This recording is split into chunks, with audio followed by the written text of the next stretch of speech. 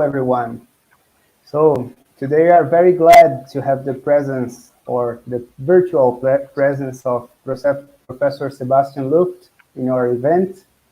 Besides Professor Luft, Professors Rafael Garcia from Unicamp, Professor Jacinto Paes from Universidade Diego Portales, and Professor Laura Peregrin, also from Universidade Diego Portales, are sharing this session with me. So just to make a very brief introduction about our guest, I should say firstly that Professor Luft is nowadays one of the most preeminent scholars on Neokantianism. Currently, he's professor at Marquette University, USA, and he also has been visiting professor and research fellows in several universities along his career, including Argentina and other countries in South America. His investigations contemplate both 19th and 20th century European philosophy, such as Transcendental Philosophy, Phenomenology, Hermeneutics, Philosophy of Culture, Epistemology, Philosophy of History, Social Ontology, and thinkers like Immanuel Kant, the German idealists, and of course, Neokantians. He has several papers on those areas and has also published books and editions in these fields. Today, he's going to present his paper called The Culture as Second Nature, Philosophy of Culture, Naturalist Transcendental Philosophy, and the question concerning the space of culture, which we have the honor to publish on our volume on Neokantianism on the journal Kant Prints in a Portuguese version. So, it is a pleasure to share room with Professor Luft, and I hope in a future opportunity we can be together in person again. So, we will start this session with Professor Luft. He'll do his remarks on his paper, and then Professor Jacinto Paes is opening the debate, commenting Professor Luft's paper, and the same with Professor Laura Pellegrin. And after Professor Luft responds to them, we are going to open for the questions of our audience. So welcome you all, and Professor Luft, you have the floor. Thank you very much again. Muchas gracias, Lucas, por la invitación, por todos, y estoy muy contento de estar aquí con ustedes. Lamentablemente no hablo portugués, entonces para que todo el mundo pueda entender, voy a cambiar al inglés. So, welcome everybody. Thank you very much, Lucas, for the invitation. It's an honor to be here, and thank you for the kind words about my work. And I'm also aware of the work that you guys are doing.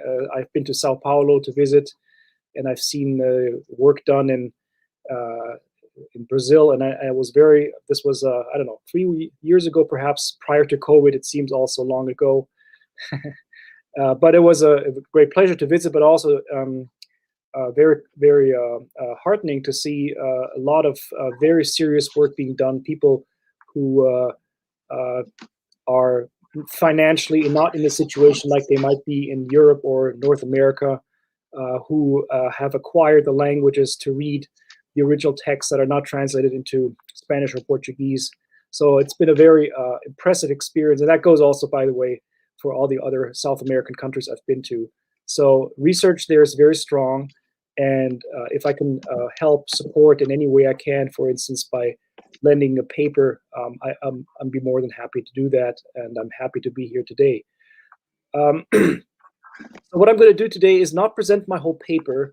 The paper has been made available, I think, to you. It was written in German, published in German in 2 different versions. Now it's published in Portuguese, as Lucas just said. There is a version in English that is not published, but I presented it in English at a conference that I organized here in 2018 with Professor Livingston, Professor Dodd, and you can find it on YouTube. So the lecture is there if you are interested in seeing it. So that's the background why I'm not going to present the whole paper again. It's also a very long paper.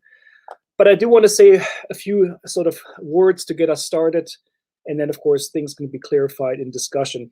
So my idea, the background was a very general one.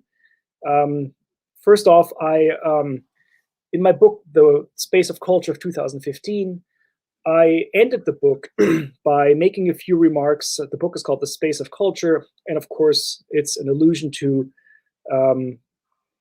the Sellersian trope of the space of reasons, which has been, of course, taken up by the thinkers of the Pittsburgh School, especially Robert Brandom and John McDowell. John McDowell seems to have a very specific, peculiar position in this, and I wanted to do several things in the paper. Number one, I always felt a little bit guilty that my remarks there were sort of promissory only, in that I was only talking about, making a vague gesture at saying the space of reason is much more broadly to be construed as a space of culture. That positively speaking, the space we can call our own space is much larger than just a linguistic entity. And of course, negatively then, in terms of criticizing McDowell, although it's not up to me to criticize someone like John McDowell, but to critically assert, I would say, that the focus on linguistic performance as the main contribution or the main achievement that we humans can make is too narrow. I also want to just point out a book that I just bought, and maybe you're aware of it. This is a new book by, let me put it in here, by Richard Rorty. It had just come out. I don't know if you've seen it. It's a lecture that he gave in the 1990s in Girona, and it was published in Spanish but never in English. It just had come out, and it's interesting as always. But what is more interesting, I think, is Robert Brandom's introduction or foreword. So he has written. So this just came out. This is brand new, and also in this text, Robert Brandom wants to make it seem like the sphere of where we make things explicit is really a linguistic affair alone. And I think he actually goes beyond Richard Rorty. I mean, there's of course, a linguistic element in Richard Rorty, in that redescriptions, of course, are primarily a linguistic affair. But Rorty is also somebody who would make the point, and I think here we get into the area of Cassirer, that the cultural achievements that make us human are more than just a linguistic thing. They are linguistic, of course. Language permeates all cultural achievements, but does not dominate them, or is not the only one. There's other non-linguistic cultural achievements that I think people who were sort of raised from this linguistic school background, linguistic turn background, are not willing to acknowledge. And this is, I think, where Cassirer comes in with the idea of the symbolic forms being sui generis forms of cultural comportment, let me put it this way, which allows us to leave behind the shackles of finitude or of our natural or brute nature to become cultural beings. And what culture means to someone like Cassirer, or I think the whole Marburg school, and to people of the Pittsburgh school, I think is very similar, in that these cultural forms or cultural activities are ways of making explicit, if you want to use that term, making explicit different forms of achievements that are social, right? So, I mean, for Cassirer, although he doesn't emphasize it too much, all cultural behavior is necessarily a social form of behavior. There is no private language. There is also no private culture.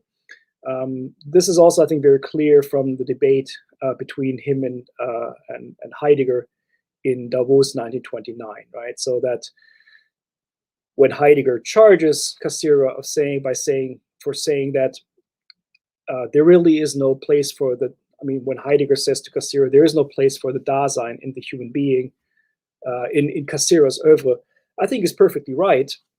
Heidegger's right, but I mean, for me, that's not meant to be, or not to be understood as a criticism, but rather as an acknowledgement that what a Dasein is, if you use Heidegger's term, is necessarily a social, I don't want to say construct, but a social form of existence.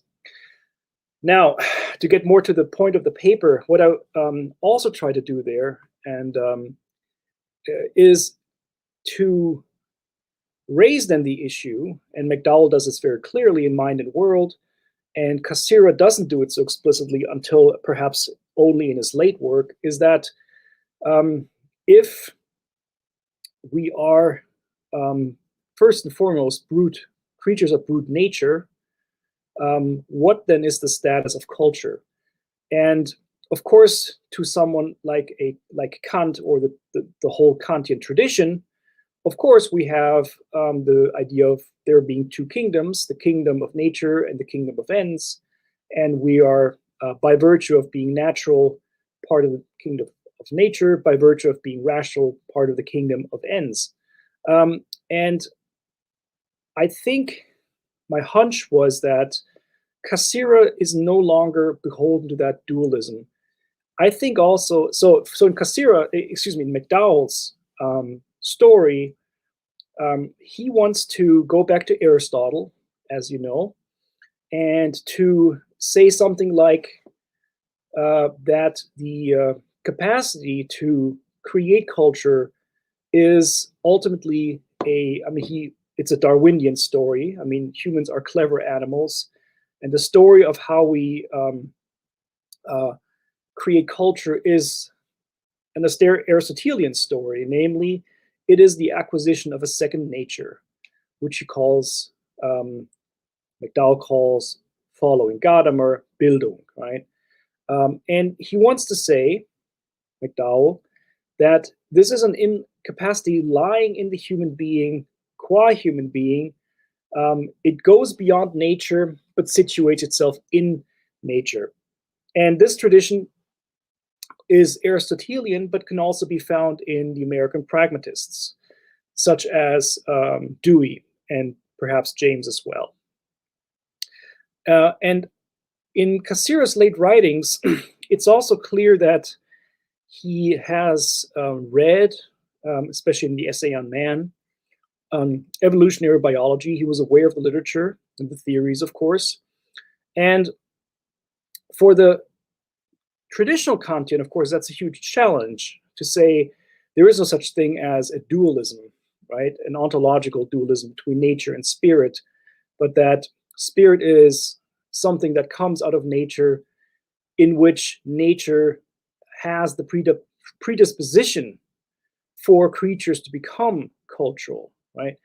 And I think, and that was my hunch, and I guess we can talk about this, was that ultimately, I think Cassirer also would break with the classical Kantian dualism, and adopt a stance such as that of McDowell, and of course with him, the whole American tradition of pragmatism. So I wanted to juxtapose and put into a very close proximity Cassirer's philosophy of culture and the tradition of American pragmatism, which is part of my larger project that I hope to finalize one day in a book, to bring these two traditions together. And at the end of the day, I still think, that Cassirer's position is superior to that of those philosophers coming from a background of assuming that the linguistic turn still is a correct way of analyzing what philosophy does. Or to put it differently, I mean, to use a therapeutic term that McDowell would use, that these philosophers have still not fully left behind the linguistic turn as a symptom of their of their own philosophizing. So let me end here. I think this is sort of an overview of what I was trying to do. Not sure successfully in all cases, but this is my general summary of this paper, which again is a few years old and perhaps to be improved in many ways, but this is my thinking on it, at least right now. Obrigado, gracias.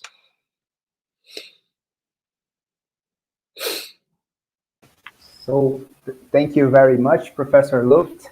So right now I call to the floor Professor Jacinto Paez to do his comments and questions to Professor Luft. So Jacinto, you have the word. Well, thank you, and thank you both Professor Luft and Lucas for the invitation and the challenge to discuss the text and the invitation to try to raise some discussions on it. So I prepare a brief presentation based on a few points of the article, and so I will read them. As this occasion requires, the task of discussing a philosophical article under this modality is determined by the attempt to articulate in a slightly more precise way that which the listener, or in this case the reader, may feel or intuit as intellectually demanding or provocative, but which, because of the immediacy with the oral exposition, cannot yet articulate in a reflective way or through references to the appropriate sources. The presentation made by Professor Luft offers us at least two philosophically relevant issues to which I will refer. On the one hand, he shows how the affinities between the philosophical proposals of Ernst Cassirer and John McDowell would be a reason to extend the concept of space of reasons by a broader concept of space of culture. This was what Professor Luft was saying a moment ago. In this way, we would have an argument that vindicates the contemporaneity of Cassirer's project of a critique of culture. On the other hand, this historical parallelism also directs our gaze towards a systematic problem. Both philosophical proposals are Kantian philosophies in a more or less broad sense. Cassirer reivindicates himself as a Kantian, and McDowell is presented by Professor Luft as a self-avowedly constructivist, and both authors recognize the just claims of naturalism, again in Professor Luft's presentation.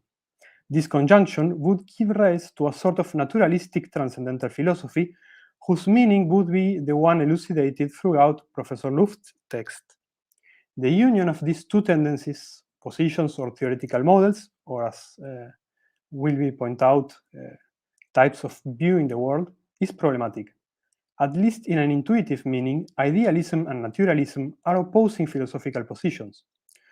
Luft's proposed interpretation is in this sense original and provocative. Taking this opportunity to discuss Professor Luft's text, I will try to emphasize the tension in the face of the provocative gesture of the association drawn in the article.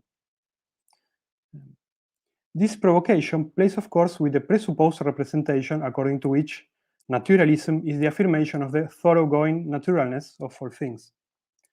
Dilthey, I just take here a historical reference, points out that naturalism is as old as humanity itself. It refers to a way of seeing and dealing with life which closes its cycle in the satisfaction of animal instincts and in submission to the external world, from which these instincts are nourished. As a conception of the world, there is no epoch in which there are no manifestations of naturalism. However, as an exclusively philosophical formulation, it acquires precise determinations. Epistemologically, sensualism. Ontologically, materialism, and ethically, hedonism.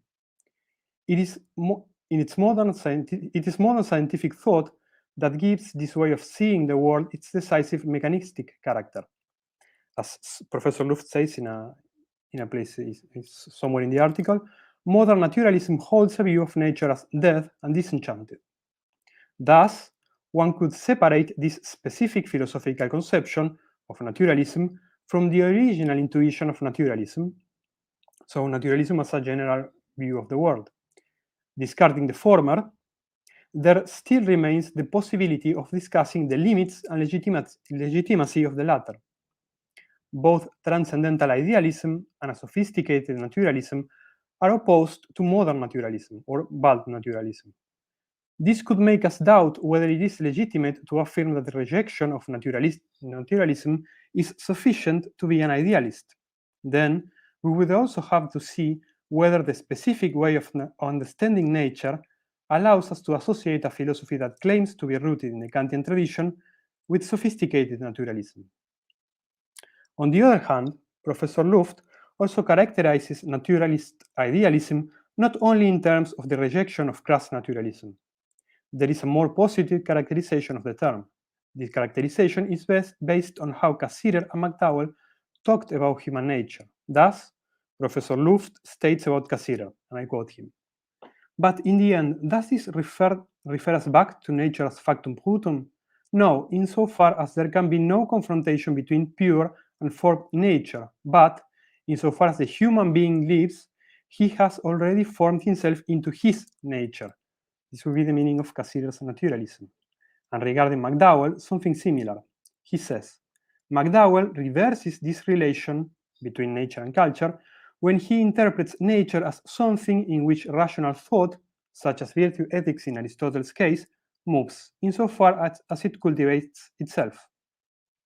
This conception of nature in which we exist and to which we habituate ourselves, McDowell now calls second nature. The second nature will be expressed by the concept of Bildung. So Luft's interpretation goes as follows. In this sense, we are always already in second nature the moment we begin to habituate ourselves and become responsive to other rational demands.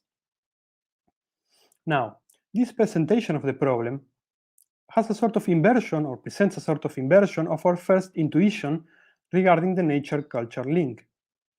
It is a reference not to how the rational emerges from the natural, but to how the rational becomes nature. For example, ethical laws, that would be culture, as such, cannot find a justification that is external to the sphere of these laws themselves. This would be some sort of externalism in ethics, or about naturalism, perhaps. Nevertheless, in our recognition of their legality, they themselves become an integral part of our behavior to such an extent that, hastily speaking perhaps, they attain the appearance of the natural or of the instinctive. This would be the effort of education, transforming something that requires effort and consciousness into something mechanical and unconscious. Here, it would be like training in the process that something that in the end is learned and conscious ends up becoming something that is mechanical. So the sense of naturalism is sui generis.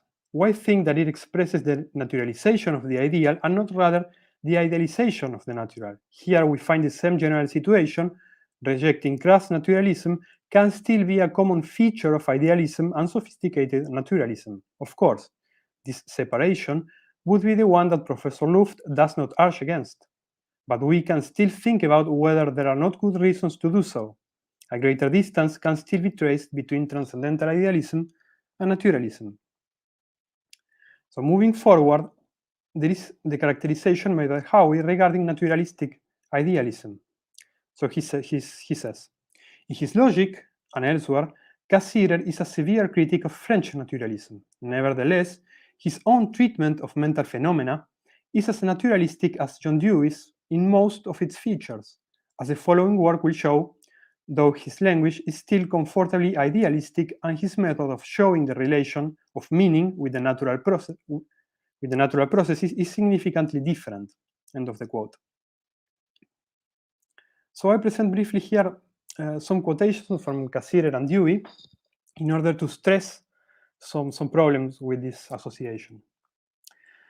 Cassirer has statements to the same effect. I quote Cassirer. Obviously, this world, human world, forms no exception to those biological rules which governs the life of all other organisms. But he immediately affirms also, yet, in the human world, we find a new characteristic which appears to be the distinctive mark of human life. In the human world, we find a new characteristic which seems to constitute the distinguished mark of man's life, and this mark is symbolism, or our human life in a symbolic universe. These quotations come from an essay on man. There are more passages that might make us suspicious of how is chosen label. For example, the following. This comes from the Logic of the Humanities. Like every other object, an object of culture has its place in space and time. It has its here and now. It comes to be and passes away. Insofar as we describe this here and now, this coming to be and passing away, we have no need to go beyond the sphere of physical determinations. But, on the other hand, in this description, even the physical itself is seen in a new function. It not only is and becomes, for in this being and becoming, something else emerges. What emerges is a meaning, which is not absorbed by what is merely physical, but is embodied upon and within it. It is the factor common to all the content which we designate as culture. End of the quote. So Cassider's works present this type of dualism. So this would be against what Professor Luft has just previously said. For instance, dualisms between emotive language and propositional language, practical intelligence and imagination in animals, and symbolic intelligence and imagination in human beings, cosmos of nature and cosmos of culture, but also genetic versus juridical explanations, the social versus the transcendental. These differences become clear when we consider some references to John Dewey, the author that both Howe and Luft bring up. Let's start with a similarity, and I quote Dewey. Man differs from the lower animals because he preserves his past experiences. What happened in the past is lived again in memory. But man lives in a world where each occurrence is charged with echoes and reminiscence of what has gone before, where each event is a reminder of other things. Hence, he lives not, like the beasts of the field, in a world of merely physical things, but in a world of signs and symbols. And all this, which marks the difference between bestiality and humanity, between culture and merely physical nature, is because man remembers, preserving, and recording his experience. This quotation comes from Reconstruction in Philosophy. So these words could have well been found in one of Cassider's books. However, there are also different relevancies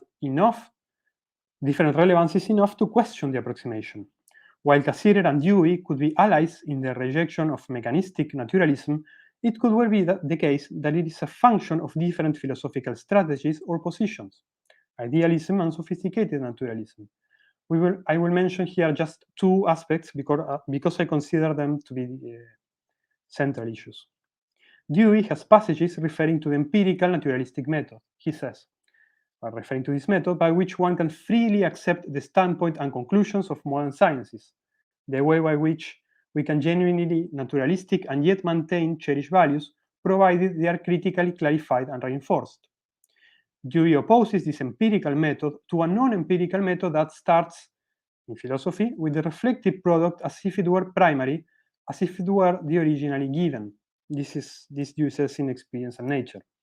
In contradistinction, Luft described Cassider's method in the following terms. I quote him.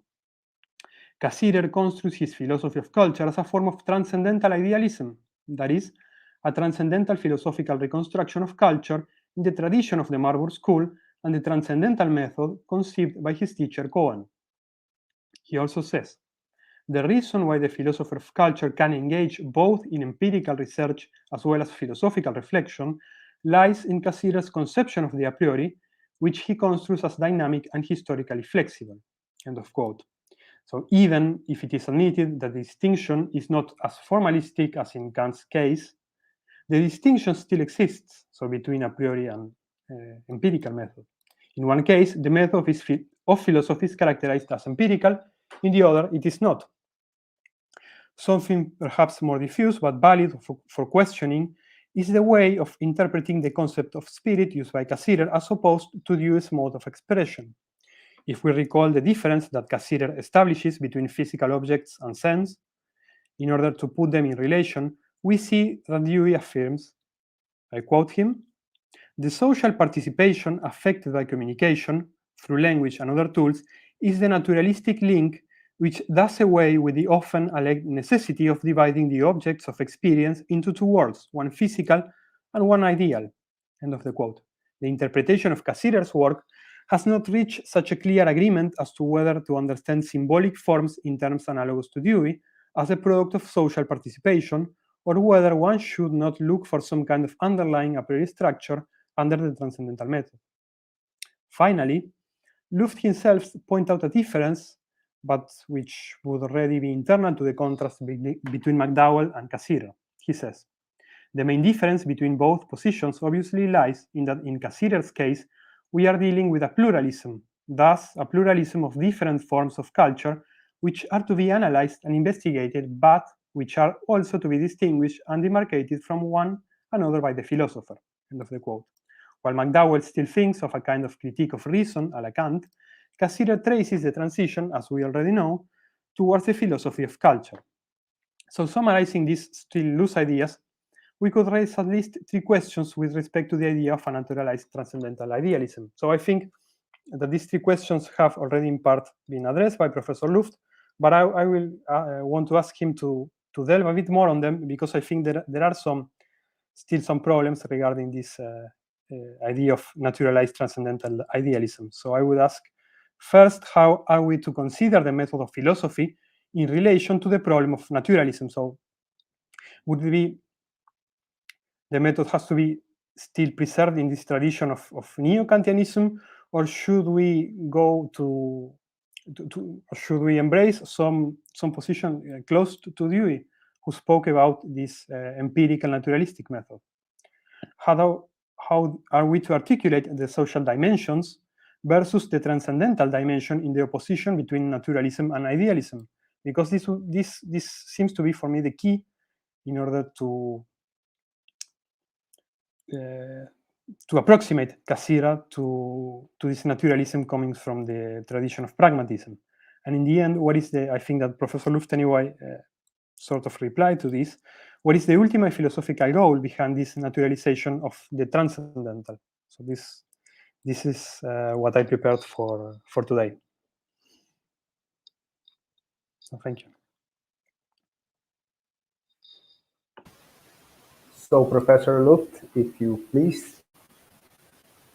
Well, how much time do I have, or?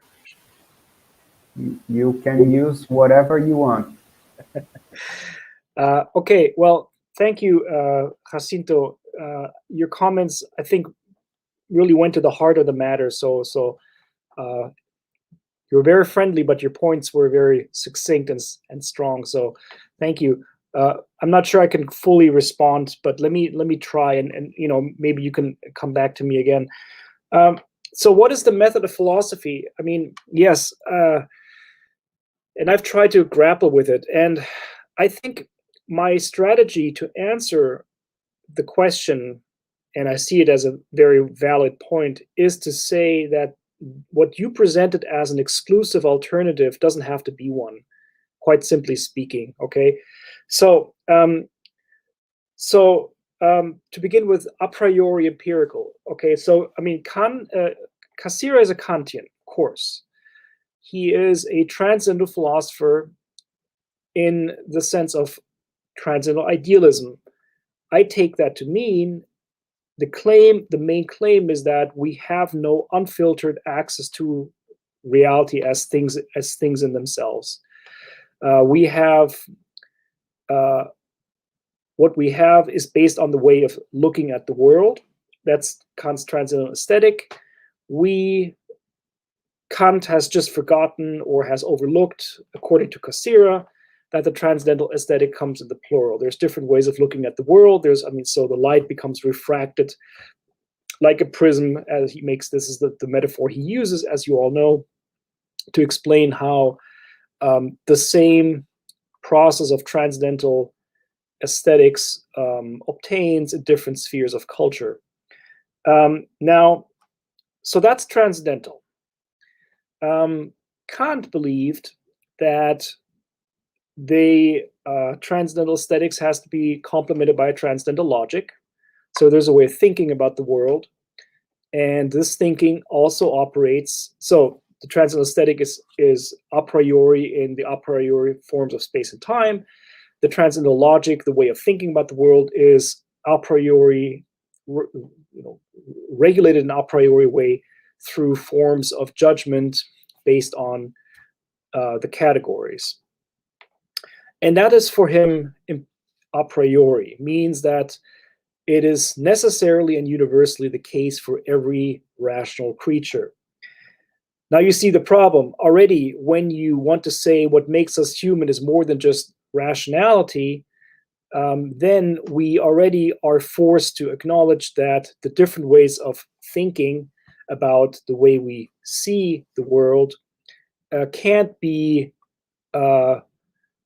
captured by simply the 12 categories Kant discerns. I mean, this was already Cohen's move beyond Kant.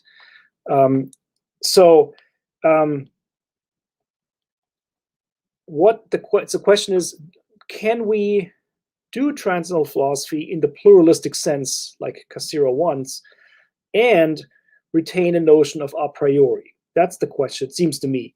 And the answer is, that already was given by Cohen and taken up again by Cassirer, is the idea that the a priori just comes in the plural. So there's different a prioris, different ways of conceptualizing, in art as well as religion and so on, not just in thinking, in rational thinking. And that the process of culture is always a historical process, which means that the ways in which we think about the world change based on the world we're in, and the way we form the world. So if you will, what Cassirer is trying to do, and perhaps Cohen already as well, is to marry together Kant and Hegel, right? That's, I think, the basic idea. If that's possible or not is a different story. So if that's plausible, then that the world changes, our way of being in the world changes, and therefore that gives rise to new ways of thinking, namely new forms of new categories. The question then becomes, can you still call it a priori? And it's clear that Cassirer, I mean, this is, also becomes clear in the correspondence between Cassirer and Moritz Schlick. Some of you know these letters. Massimo Ferrari has unearthed them and worked on them. I mean, Cassirer does not want to give up the language of a priori. He could have just said, let's just do, I mean, Jacinto, you mentioned Dilthey. I mean, for Dilthey, Kantianism had to be detranscendentalized, right? Quite frankly, his critique of historical reason has nothing to do anymore with a priori categories that transcend history. He thought that was impossible. And perhaps also Hegel thought that was impossible. So why then does Cassirer hang on to the language of a priori? Would it not have been better to just give it up? So what is the benefit in retaining the language of transcendental and a priori? And of course, we'd have to ask him, which we can't. But I think the answer is that probably Cassirer was afraid that throwing out the baby with the bathwater, in other words, giving up the language of a priori altogether, would land him in a complete relativism, something like a cultural relativism. And that's not something he wanted. I think what he wanted to do is to say that despite all our different cultures in the world, our different ways of being with one another, despite all that, there must be something general that obtains to all cultures, and that is precisely the symbolic forms. So giving up the language of a priori altogether would have, I think, had the consequence of giving up any language of a robust talk of symbolic forms that are transcendental ways of experiencing the world, going beyond mere cultural, relative, local ways of behavior. So back to the question, I think the method of, and finally, as we know, I mean, Cassirer's own work is informed, and this is, I think, a performative act, is informed by a profound dealing with empirical research in everything that he does. If he talks about language, if he talks about myth, if he talks about religion, if he talks about art, if he talks about technology, in every single case, he never does philosophy from the armchair. It's sometimes maddening because we sometimes want to say, well, just come to the argument. But it's sort of like the performative act. No, not so fast, not so fast, right? Let me first give a review of what people have said about language before the philosopher can, I can sort of,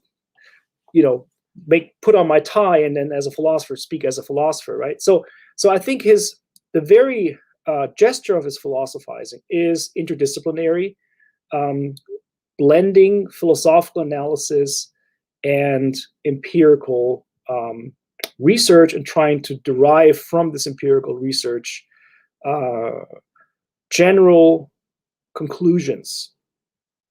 So I think Cassiro's answer would be, we don't have to, we would resist the idea that there would have to be a strict decision between either empirical work and a priori work in philosophy alone. Now, again, your question back to the American pragmatists, it's true that the American pragmatists had very little patience with Kant and transcendentalism, right? I mean, it's clear that someone like Dewey would not probably call himself a Kantian. But I also think that Cassiro would have said, and you hinted at this very briefly, I mean, symbolic forms as a priori forms of our being with each other aren't necessarily social, right? So, I mean, there's no reason, and that, of course, was Hegel's critique of Kant, right? I mean, that our thinking is always socially informed, that something like categories can never be thought of by an individual sitting in the armchair, but all categories that we have, according to Hegel, are somehow socially derived. And I think this is a big lesson that Cassiro learned, and that also the American pragmatists learned. For the American pragmatists, the solution was, let's just go social all the way, right? This is not Cassiro's solution. So Cassiro is probably less radical than the American pragmatists. But the fact that forms of culture could be described at a certain level of generality, and that this level of generality always includes the social aspect, the social dimension of human existence, I think is something that both would agree upon.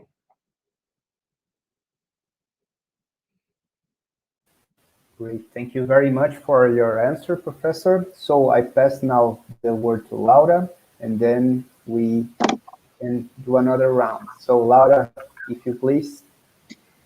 Well, first of all, thank you very much for your interesting presentation. Lots of the things that I wanted to ask were already answered by you, so you are so clear and so interesting. So really, really thank you very much. The first question that I had was in relation to the definition of naturalism and idealism. As I understood, you, following Cassiro, identify the definition of idealism in relation to a humanistic position. So my question there is twofold. On the first hand is, what about a non-humanistic idealism? What about a non-humanistic approach to the field of transcendental? That is to say, would you accept an idealism that is not humanism at the same time? That's the first question that I had. And the second in relation to this is that I find it sometimes difficult to make it compatible two ways that Cassiro has to approach the issue. On the one hand, I see a tendency of anti-subjectivism. That is to say, they go against Kant in the point of saying, well, one should not identify transcendental conditions with subjective conditions. In Kant, it's very clear that all the field of transcendental is identified with a subjective pole, and all Neokantians go clearly against it. So in here, I don't know how to make it compatible to go against the identification of transcendental field with subjective field, and then arguing that this field of transcendental that is not only personal but also like human. So, for instance, if I take Nature as an example, he's so willing to argue against the subjective conception of knowledge and to disregard the subjective and distinguish it from the transcendental field. So how we do make it compatible to then to talk about the transcendental and to identify it with the humanistic approach. So to put it briefly, like what would you think of transcendental approaches that are not humanistic? That's the first question. And the second question is in relation to the problem of freedom. In Kant, to put the field of nature in contrast to the human, or the part which is not nature, and which are heterogeneous areas, and the free spontaneity of man, is like the ground to give an account of the possibility of freedom and the possibility to explain moral action. I think that's why, for instance, when Cassirer has to explain these issues, he really has a lot of problems to say why he's a Kantian, because he's pretty un-Kantian at this point. So I wanted to know your opinion of the issue, and you, how would you, if you put these two fields together, I mean, would you be anti-Kantian in this sense? How would we make it the difference between a casual account of nature and the field of necessary causes with the field of human action and with the problem of human freedom and the field of morality? So that's the second question. And the third question is in relation to the problem of mediation. When I was reading your paper and revising some writings of yours, it's not a statement, it's something that turned up into my mind, like the problem of mediation and its relation to certain kind of assumption that I see of a field of things in itself. For instance, you claim that transcendental in general is a set of constructive principles, and you go on and say, and I quote, this experience would be mediated, for instance, through the understanding of nature as a mathematical universe or standing under mathematical laws, end of the quote. And in expressions such as this one, what I see, and I wanted to know your opinion, is certain kind of conception as if we were talking of two different fields. First, the way we have to approach the universe, and then the universe, which is mediated by, for instance, natural mathematical laws. So how would you understand the concept of mediation in there? If you are talking about the construction of the universe by mathematical laws, how then, like, this mediation would be like the reverse of this construction, would be like the standpoint maybe from the finite human being, which sees these mathematical constructions as mediations? How are we to understand this concept of mediation in there? That's the fourth question.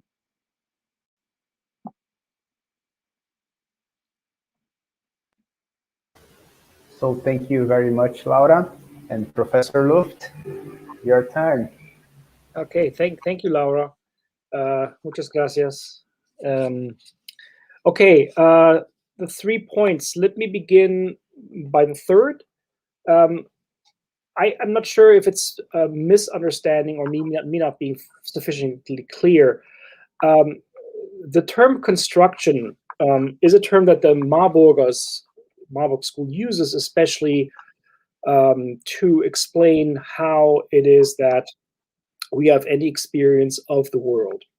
And the idea is, fully clear in Cassirer that our way of approaching the world gives us the world in the way in which we construct it. And the principles by which we construct are radically sui generis different. Right? So mathematical, natural, scientific way of approaching the world is one way of approaching it, next to the, for lack of a better word, the categorical approach we have through art or through religion.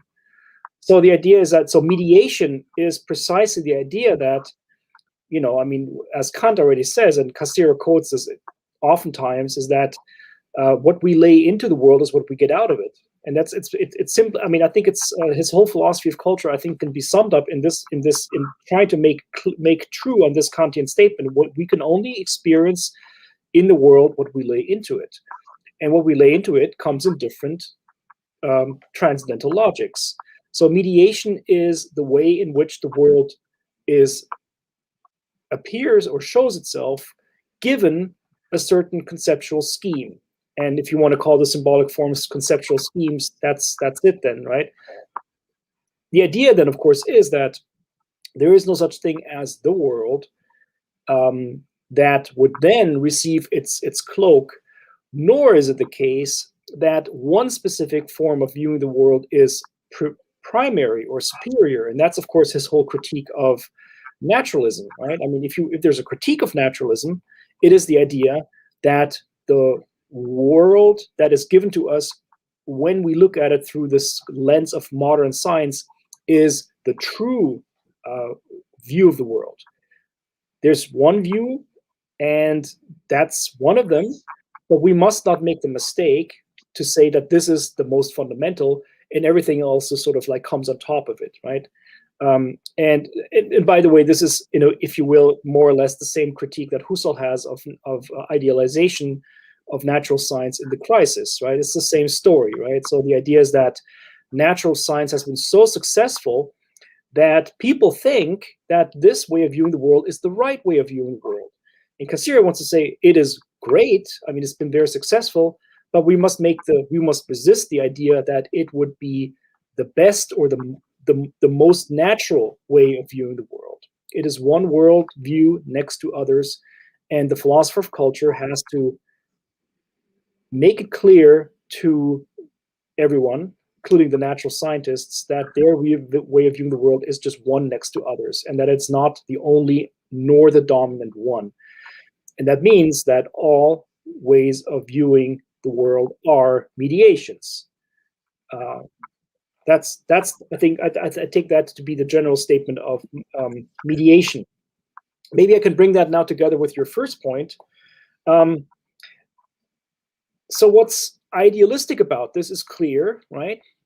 We do not have a real, we don't have access to the world that would be real in the sense of being the only one, but all our access to the world is through idealizations in this form, right? And idealization in the very broad sense in which artistic, religious, technological ways of viewing the world would all be forms of idealization. Of course, not from something prior to that, because that we don't have any access to. That would be the Kantian thing in itself. In fact, I mean, the thing in itself, already according to Cohen, is the totality of all the stories we can tell about the world. That would be the thing in itself, the perfect, ideal, a perfection of all statements about the world. And that will never be complete, just simply because science will never be complete. Why is this humanistic? That was your question, right? It is humanistic because, I mean, so the meta-philosophical claim of, I think, all Kantians, including perhaps Kant himself, is that understanding the human contribution to the world as the world that we experience and create and live in, that sets us free, right? So we're only free, fully free from from finitude, from nature, from us as being merely natural creatures that would simply perish when we die, is that the understanding that we are responsible for what we make, right? For what we do. I mean, this is sort of Korsgaard, right? But of course, you can easily apply this to all the Kantians, is that freedom comes from understanding that binding ourselves is our own doing, and therefore we are responsible for it. This is the idealism. That's the humanism. The humanism consists in human nature can be free if we understand that we are the issuers of laws and are the ones who are beholden to laws that we ourselves impose upon us. And that's the freedom from brute nature, from natural causality. So in this sense, for the meta-philosophical stance for all Kantians, I think, would be to say, the idealistic way of looking at the world sets us free. Only that sets us free. So I have no idea what a non-humanistic idealism would even be. I mean, maybe you can give me an example, because I have no comprehension of what that could possibly be, if again we take this meta-philosophical view that idealism is a worldview or a philosophical worldview meant to elevate us from brute nature. And of course, this comes into your last point. The second point is ethics, right? Yes, Cassirer wants to give up the brute dualism of Kant, right?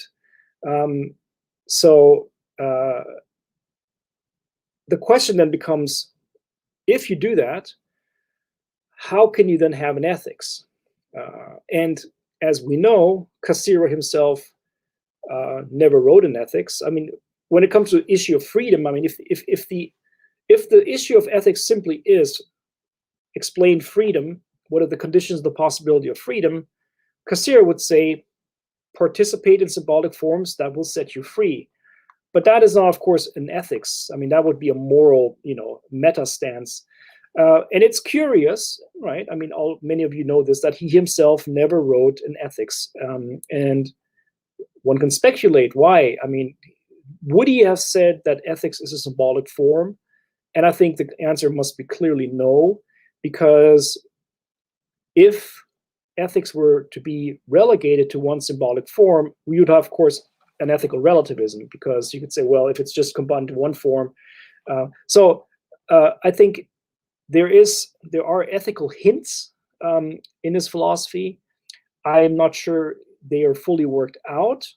And maybe he should have done that. But maybe there's also a sense in which he thought it was an unnecessary endeavor given the overall humanistic view of the world he has given. But I mean, when it comes to, again, the question of non-natural, non-humanistic idealism, I have to ask you, I mean, what do you mean by that? I don't know. I mean, clarify that, please.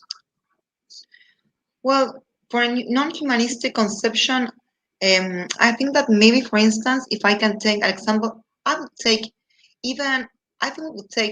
Frege's conception of Denken, for instance, of the Denken with capital letters. I think that while he would agree to call them, maybe not Frege himself, but more like the Fregians who read Frege and try to read him as a transcendental philosopher, would identify this space of conditions, not with human necessary condition, but of a field of transcendental conditions. And I think Lotze, as an example, we and Jacinto are reading Trendelenburg, for instance, and Trendelenburg he thinks of himself as an idealistic thinker, and at the same time, he also thinks that, for instance, reality has certain principles of its own that are not even determined by thinking, neither human nor not human, and he calls them idealistic. So maybe, I don't know if idealism, but I think there are authors that would agree to accept a field of transcendental conditions, while they would not agree to call them a product of the humanity. And if I had to give I don't know if I'm right, I'm kind of just trying to figure it out, but I think I would say Frege, for instance, Lotze, these are like the philosophers I am thinking of that have supported, Okay, but now I now understand what you mean. Yes, I mean, Lotze, of course, had the idea of values being Platonic entities, right? And pure thinking, das reine Denken, Frege, but also Cohen. Husserl's eidetic method. I mean, Husserl also thought he was trying to get beyond the human being, but consciousness as such through eidetic variation. I mean, all of this goes to the idea. I mean, Cassirer, I think, would have been opposed to the idea that there can be forms of thinking or values, right, that are completely independent of the human mind, right? I think being a constructivist, you would also have to say something like values do not float in some Platonic realm, but values are something that we work out amongst ourselves, such that something like the idea of justice, what we mean by justice, gets worked out in intersubjective relations, which, however, does not, so the threat, of course, then people like Husserl and Frege also was, well, psychologism, right? And I don't think we have to, so it's not a rigid either or, right? So for someone like Husserl in the Prolegomena, right? When he refutes psychologism, it's an either or. It's either values are subjective or they're not based on human thinking, therefore they're objective. And I don't think that's something that, I don't think that tradition is valid in someone like Cassirer. And the reason is, I think that he took, in this sense, I think Cassirer is a Hegelian, right? He would say categories or values arise in human interaction through history. That's why, of course, our notion of justice and fairness changes over time, but it doesn't make them completely relative, right? So I see where you're coming from now, but I don't think that someone like Cassirer would have believed in this rigid either or of psychologism or Platonism. I think his whole philosophy of culture is something that's deeply, deeply immersed in history, but thereby does not make something like values completely historically relative, as we have already seen, in the sense that the symbolic forms are also not just merely a snapshot of description of the way the human mind is in 1929, but it has a certain level of generality. So again, it goes back to Jacinto's point, right? I think Cassirer's position is somewhere between or middle path, which would have been impossible to someone like Husserl, a middle path between a priorism and empiricism. I think that's his position between Kant and Hegel, for what it's worth. Thank you very much. It's very clear now. So thank you very much for answering, Professor Luft. So Jacinto, Laura, do you have anything to add or question or not? I think that you can replace to Rafael or to the questions in the chat. We can Yes, continue later. I'm going to do a brief question, but I would like to give you the floor first. But if you don't have anything, I can make mine. All right. So thank you again, Professor Luft. It's a lot of thanks, but I will also remember. I have a very general question for you, but I think it's interesting to ask you that, since we have other people watching that are not so specialized in Cassirer's thought. So it's a basic but fundamental question, I think. You said that both traditions, Kant and Hegel's, are central for Cassirer, of course, but I would like to ask you something about his pluralism, the genesis of his pluralism. And I go back to the 19th century philosophy of philosophy and the 19th century, the century of the sciences. As we know, this century have many disciplines that emerged, both in the fields of the natural science or the Naturwissenschaften and in the Geisteswissenschaften or the humanities, if we like. So I would like that you make some comments on the importance of all of these new facta on the science in the philosophy of Cassirer.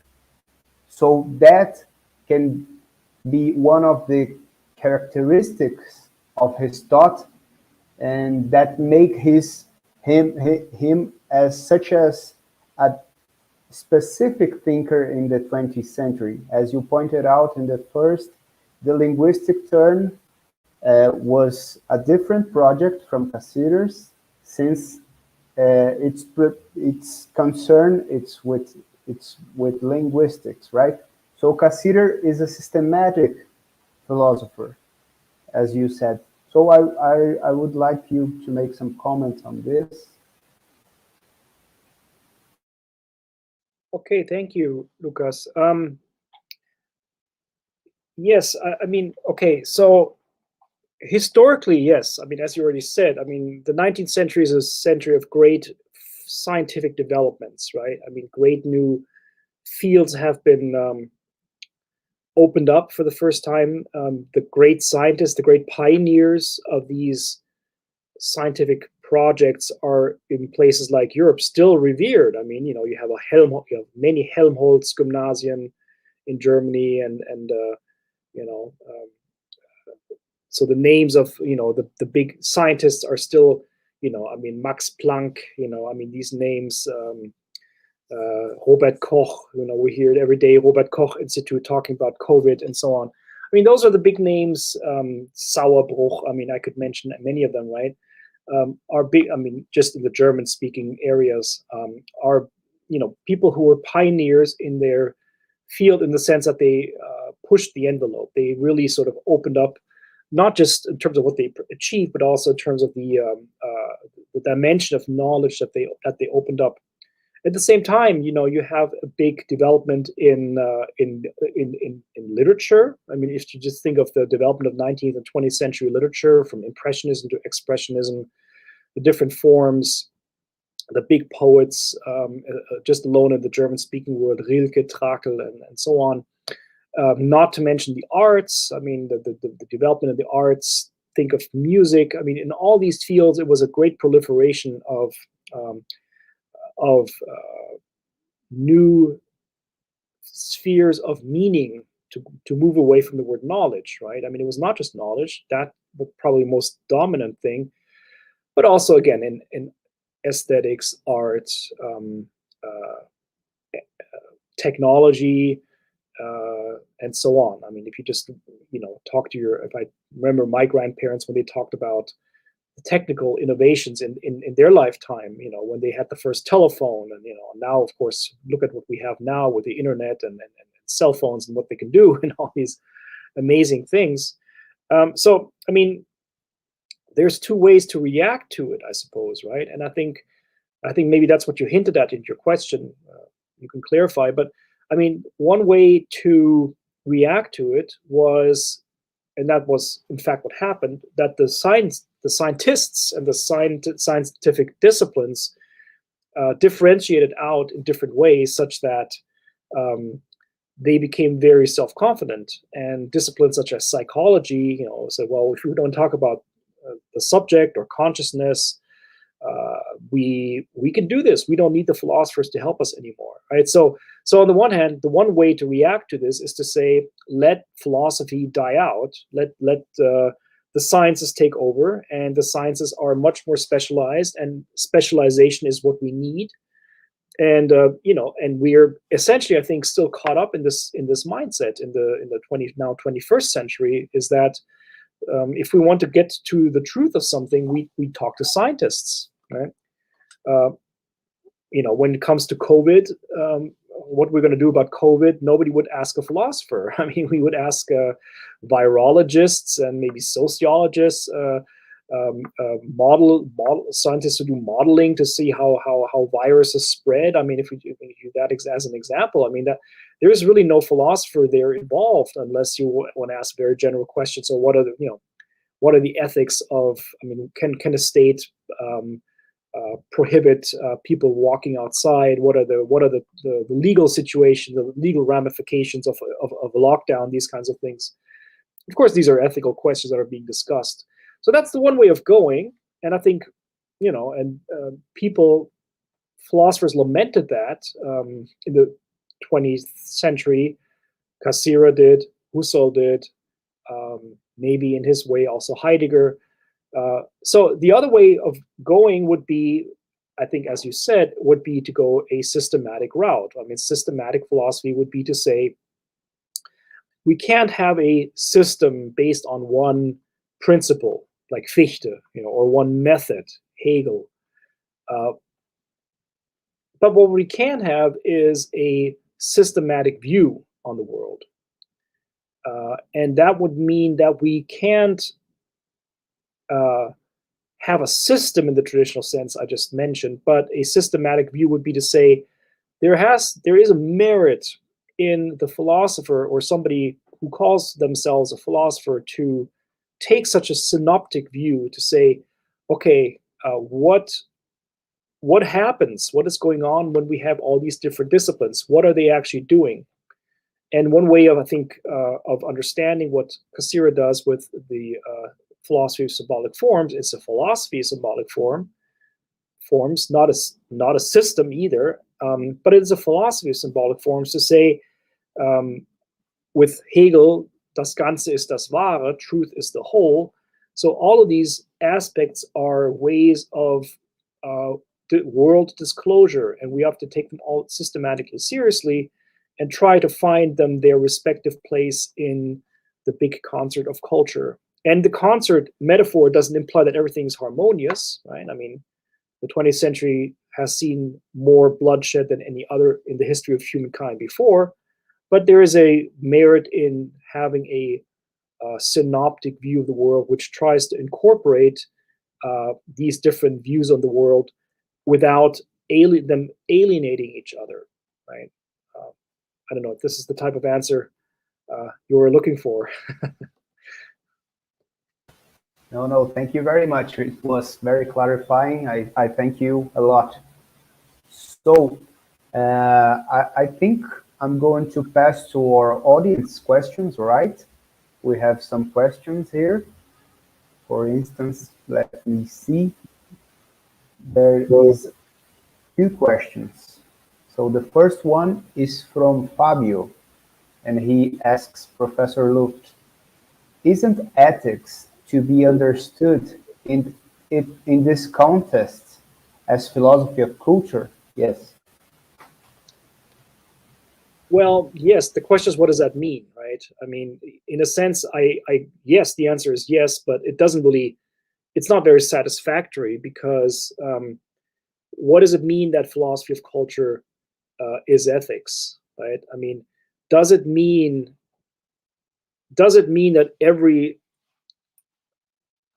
that ethical behavior is determined as ethical by virtue of it being a symbolic action?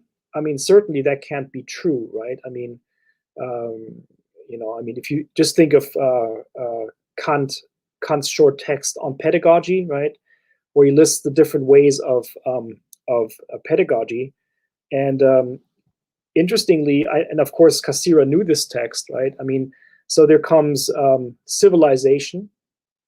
I'm not sure of all the steps.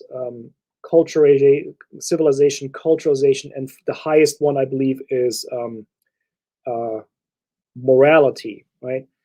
And Cassirer, I think, knew this. It's only a few pages long text, and Kant there says, when it comes to being civilized, he says, civilized means being able to use skills, right? But he says, Kant says, many skills are used for the wrong reasons. I mean, you can use your skill as a good mathematician to trick people into bad financial schemes, Okay, so I mean, just the mastery of a certain cultural skill does not mean you're ethical at all. Right? I mean, ethics seems to be something over and above it, and I think that goes back then to the humanistic ideal, right? I mean, ideally, you should, according to Cassirer, commit yourself to being an ethical agent in a cultural context where you do things with others. But that's a very vague, very, very general description. of what it means to be ethical. And if you want more, like something like a categorical imperative or something like that, you're not going to get it out of Cassirer. And I think for these systematic reasons. Great, thank you. We have another question, but I don't think I understand, so I will write it down and then you say if you got it, right, Professor? Mm-hmm. So it begins with a remark.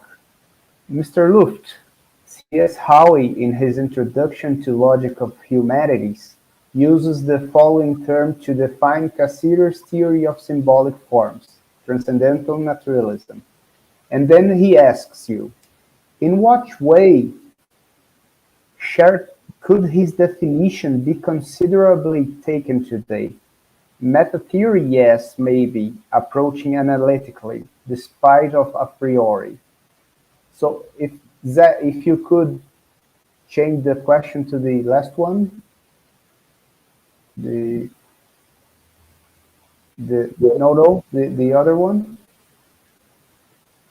Yes, this one. So in what way could his definition be considerably taken today? Is with you, Professor. I'm not quite sure I understand the question. But yeah, I think I know what the question. I think yes. I mean, so meta theory. I mean, all transcendental philosophy is a meta theory, if you will, right? I mean, the transcendental idealistic stance is a meta philosophical, meta theoretical statement. The statement says everything that we experience is experienceable only based on the way in which we have means of experiencing it. So if you will, it's sort of a logical circle, you know, a vicious circle, right? I mean, but the point is we cannot get out of this circle as long as we're human beings. And that's transcendental means then we are asking about the conditions of the possibility of this experience.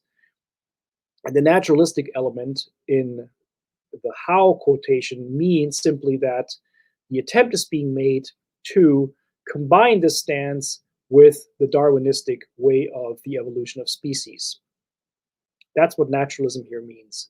And that's what I tried to explain in my talk or early in my opening statement, is that the attempt is made that we can retain, so we try to retain the best from Aristotle and Kant. I mean, we can retain the Kantian transcendental turn while also acknowledging that we do not have to be a dualist about nature and culture when it comes to explaining this type of form of life that humans have, which goes beyond nature but comes out of nature. That's why naturalism. So I'm just trying to restate my earlier point. I mean, I have nothing new to add. Is it meta-theoretical? Sure. I mean, but as I say, I think the whole discussion in the Critique of Pure Reason about what transcendental philosophy is a meta-theoretical discussion, if you will. Insofar as, I mean, if you recall Kant, the whole book, the whole Critique of Pure Reason, is meant to be a clarifying of the future metaphysics. Right? I mean, you know, that's the whole Critique of Pure Reason is there to clear the way for metaphysics that will be able to come forth as a science. And so if the whole critique, if you will, is a meta-theoretical discussion meant to clarify the path for what later was to be the new metaphysics. I mean, yes. So great, thank you for your comment. Yes, it was very good, very good. So I would like to pass the word to our table. So Rafael, if you please ask Professor. Thank you.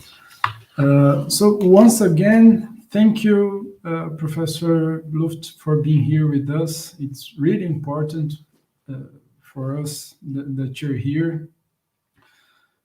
I have just two marginal questions. I'll be very brief. But first, I would like to summarize the route we had this week here in our event.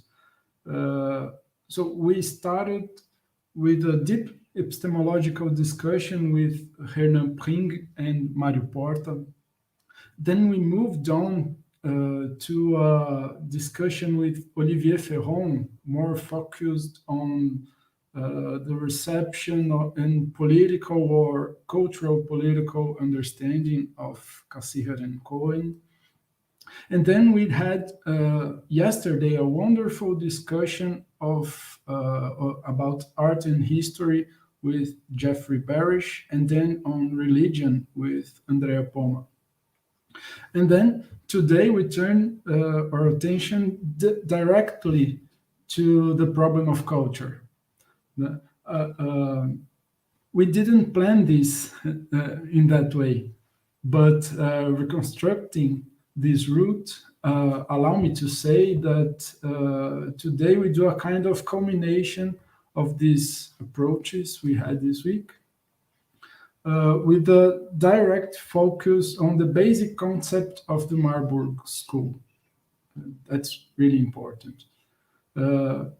And especially in the spirit of including Cassirer's philosophy of culture in the 21st century, as you say in many of your writings. So my remarks are very simple and marginal to the article. I would pass to them just one moment here. Yes. First, I wanted to know if you see any problems in bringing together the notions of emancipation, of progressive self-liberation, and maybe the Kantian concept of Mündigkeit. I don't know if it's there in the article, but in a quotation of McDowell, he talks about Bildung. He summarizes what he's saying about Bildung. Yes. So that's a question. And the second one, maybe I have to clarify myself later, but I'll try to do that. Would it still be possible to maintain a consequent opposition between traditional and modern societies based on and after your considerations, insofar as this opposition also seems to be based on naive naturalism? I mean, the meaning of progress in Cassirer is not a technical progress, for example. If you could just comment these questions, thank you. Okay, thank you, Raphael. And I must apologize that I wasn't not able to be here prior to today. This is in the middle of the semester, so I know. But it would have been nice, and of course it's polite to the others, but well, someday soon, I hope, in person. So yeah, I mean, those are very important points. So first point, emancipation, progress, Mündigkeit.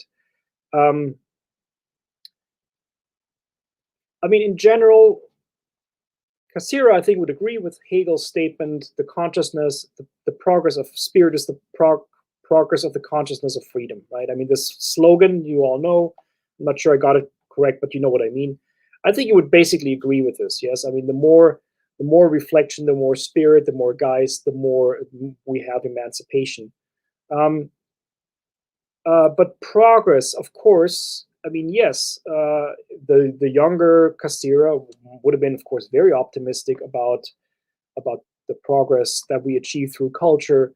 But as you all know, I mean, Cassirer's last writings, the last two books he wrote in the United States were, of course, tinged by his experience, his own personal experience, but also in general with Nazism and the middle of the war. Being a Jew who had to flee many times, you all know the story. I mean, so his story is then very measured in the sense that, you know, he analyzes modern fascism, explaining it as the advent of myth again in the realm of public sphere, and you know, this is his critique of fascism. So I mean, in the sense that his view of the progress of culture is, I think, very has become very sober-minded, and I think he lies. He dies in his last weeks. I mean, before his death, I think he was very dismayed. I mean, if you read this in the biography that his wife Toni wrote, he's very dismayed about the progress of the war, and and of course he dies before the ultimate defeat of the Germans. So in that sense, I mean, yes, I mean, I think his view, his ultimate view, his considered view would be culture is the necessary element for us to be free. However, its achievements and the freedom that we have been afforded is always very, very iffy, always very, very fragile, and culture really is just this thin ice that we walk on. So, I mean, Mündigkeit, he used the word, I mean, McDowell uses the word Bildung to explain what cultural achievements, what it means to be a cultural creature, a language-using creature. I'm not sure that Cassirer somewhere comments on this term. I mean, of course, it's taken from the Enlightenment essay, Was ist Aufklärung? I mean, because it means, of course, more than just for Kant, becoming mündig is more than just being a cultural creature. It has the idea of to think for oneself, and of course, thinking for oneself also means thinking against the authorities, right? I mean, to be a dissenter, right? Very much, and I think that's sort of the revolutionary aspect in Kant that I don't really see in Cassirer very much. I mean, the idea that it would be a part of a mündiger Bürger, of a person of Mündigkeit. What's the English translation? I can't think of it right now. To be a dissenting voice in culture is not so much on the forefront of Cassirer's mind, right? I mean, in this sense, Kant is more radical. I mean, for Kant to be aufgeklärt, to be enlightened, means to also see through the mechanisms by which we are being manipulated. And in this sense, there is a radical individuality to being mündig in Kant that you clearly don't have in somebody like, for example, Hegel, who emphasizes Geist, and the objective spirit. So my answer is I don't have a good one. I don't know. I'd have to look, and I think it's an interesting point that you raise. I haven't thought of it. I mean, so I'm just like coming around to saying I don't really know. That if by Mündigkeit we mean a certain sense of disagreement with the mainstream, so to speak, then I think this is not something that Cassirer has a very prominent view on. I will take a look. I don't know. The second, traditional modern society, I think that's a very interesting point. So in the story that is told by someone like Hegel, is that the modern lifestyle is basically the emergence of modernity is the emergence of the modern lifestyle coming from the traditional lifestyle of the Middle Ages and perhaps the antiquity as well, which was based on authority, right? That's the story. And by the way, this story is again told in a very impressive way in Robert Brandam's latest book, Spirit of Trust. I mean, he sort of takes up this Hegelian story again. And so the transition from traditional to modern is essentially the idea that we are becoming secular. I mean, this is Brandam's story. Rorty also tells the story. Secular meaning that we no longer have a sense of authority, or we do, but we should resist it. And that's the Mündigkeit, right, in Kant, such that modern society is essentially based on a rejection of higher authorities, be they God or the church, or even something like the dominance of natural science. So this is the Hegelian story as it's just been retold again by someone like Brandam, and I think it's very plausible. And I think Cassirer would pretty much agree with it, that all of the things he talks about when we talk about philosophy of culture, he talks about these are phenomena of modernity, modern societies. But of course, the addition that Cassirer makes, they come forth from mythical consciousness, the mythical lifestyle, right? So the traditional lifestyle is the mythical lifestyle. And I think the one thing that Cassirer then would add to this is to say that traditional pre-modern life is not gone. It's still around us, right? I mean, again, it's around us in the form of political myths, right, for one thing. So the type of manipulation that we all suffer all the time, especially if you live in the United States, up until last year, you know what I'm talking about, right? The manipulation of truth, maybe in, yes, as well. I don't know, I can't comment. On the one hand, but also on the other, in the sense that, and maybe I'm going to maybe end on sort of a very political statement. I think in many ways, modern phenomena that we experience in the political sphere are also a return to a pre-modern lifestyle. And what I mean by that is movements which emphasize the identity over what we are as human beings.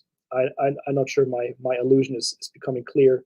I also think it's a very dangerous thing to say in the US right now, but I also think that this would be something that would fall under a pre-modern lifestyle, where what is emphasized is precisely that which separates us and not that which unites us.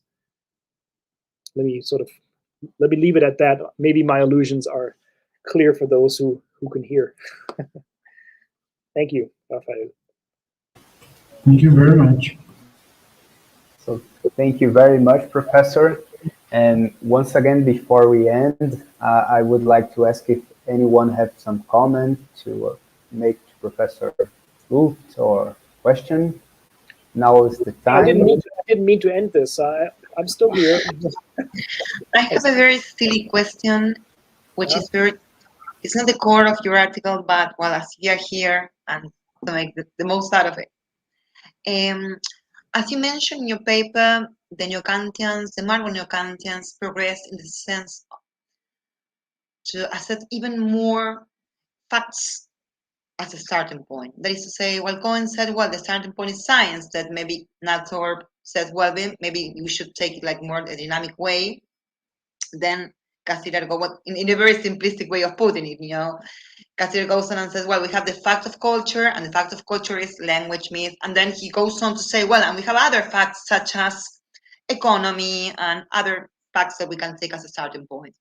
And the problem that I've seen there, and I wanted to know your opinion, is that how should we determine what is to be a fact of culture in there? That is to say, if you open the door to say, well, everything can be a fact of culture, then which would be the criteria to differentiate what can you take as a starting point and what cannot? Because one could claim, well, maybe science is for sure a starting point, myth certainly is, economy maybe, well, but what about marketing? What about technology? What about the courses that the university next to my house is doing right now? I'm exaggerating to make my point, but which do you think is the criteria to distinguish what could we take as a fact of culture and what should be separated? That's a very difficult question, and I've tried to think about it myself. I mean, the orthodox Marburg answer would be, if we can analyze it scientifically. I mean, can we construct a scientific discipline out of this particular phenomenon? I think would be the criterion. I mean, you're asking about the criteria, right? So, I mean, can we have, a cultural form is what it is because there is a scientific discipline that deals with it, right? I mean, art history deals with art. Maybe also aesthetics deals with art, right? So what the criteria would be, is there enough material that would distinguish it from other scientific discourses that we already have, right? I mean, if you take the Luhmann's idea of differentiation, can it be differentiated out such that, if you take something like art, right? I mean, art is a big term. Of course, in the 20th century, we've seen Impressionism, Expressionism. And these are very different art forms. Are we able to find different categorical schemes or discourses that would talk about Expressionism, Dadaism, Impressionism, and so on, if that's the case, so, or to put it differently, if our language by which we describe Impressionism does not function to explain what Expressionism does, that would be a criterion. So I think it would be, I mean, you can almost make a Kuhnian point out of it, the incommensurability of a certain cultural form that cannot be captured in the language that we have so far. To put it in Rorty's terms, something like we would need a redescription to capture what this new phenomenon is. I mean, I don't know, dating between men and women and men and men and women and everything else that is sexed and is interested in having sexual relations goes on Tinder, for example, right? I mean, the type of behavior that young people now have, and I'm not in any way saying anything negative about it, is very different from the way I, did my first dating experiences, right? And I, in many ways, have no vocabulary to understand what young people are doing, right? I mean, I have young children. I mean, they're not dating yet, but they will be soon. And I'm going to have to listen to them. Like, what do you do, right? So, in America now, I'm not sure how it is in South America, but I mean, in North America, it's very important nowadays that you do introduce yourself using your pronouns, the acceptable pronouns. My name is Robin, he, she, them, they. Again, I don't want to be conservative about this. I mean, the conservative reaction would be, these new people, they don't, whatever they're doing is crazy.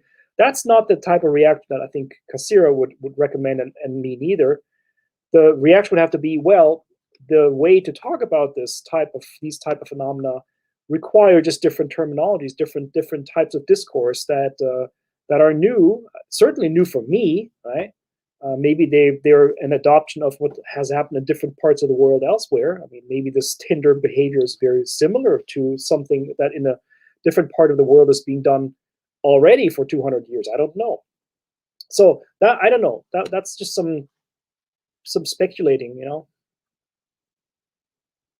And I have to be very careful, right? Because I mean, everything I say about this is going to just sound hopelessly old and naive and dated. But yes, the point is that I don't have a vocabulary to explain it, to understand it. And that might be, I mean, symbolic form might be a bit too much, but, forms of behavior in society that are just emerging through different technological possibilities, such as the internet, that radically change the way human beings in the old days would just say hook up, right? It's very different. And also goes across the traditional, distinction. The big thing now is that the big presuppositions are challenged, that everything comes in, bipolar opposites, man, woman. I mean, that's gay, straight. I mean, all these things are being questioned now, and maybe it's not enough just to say, well, gender is fluid. Maybe we have to say more, right?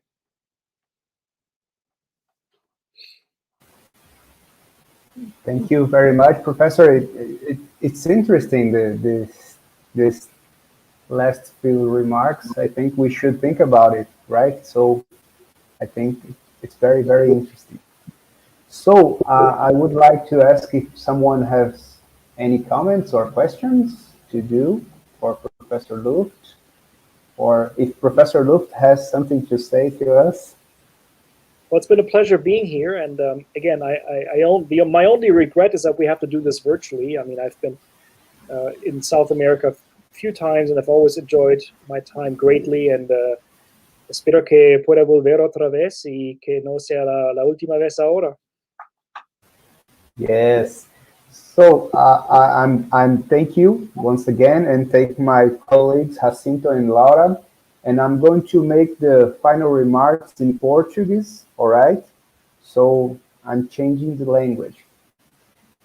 Então, pessoal, chegamos ao fim do nosso Colóquio Internacional sobre o Neokantismo, uma homenagem aos 150 anos da obra de Hermann Cohen. Bom, da nossa parte da organização, depois o Rafael, se quiser, pode falar também, A gente agradece todo mundo que participou, desculpa pelas eventuais falhas, acontecem às vezes, mas acho que no geral foi um evento muito, muito interessante, a gente pôde contar com bastante gente, seja no chat, seja participando, né, apresentando temas e tudo mais. Tivemos o lançamento da nossa revista, com o trabalho do professor Luft, inclusive. Tivemos o lançamento da tradução do livro do Rafael, que foi também um marco. E eu gostaria de só agradecer todo mundo, e eu acho que esse é só o começo. Vamos continuar essas atividades em outros lugares. Provavelmente no próximo ano a gente possa fazer isso junto, já em loco. E também usar dos meios virtuais para fazer outras conexões, por que não, né?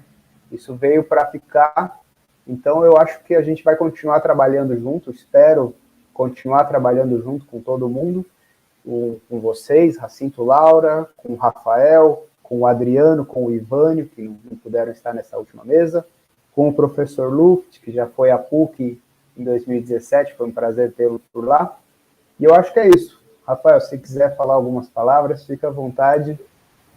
Não, foi ótimo, eu só vou estragar se eu continuar. Também só agradeço a todos que participaram, em especial também aqui os professores todos, que foram muito gentis, muito solícitos com o nosso pedido.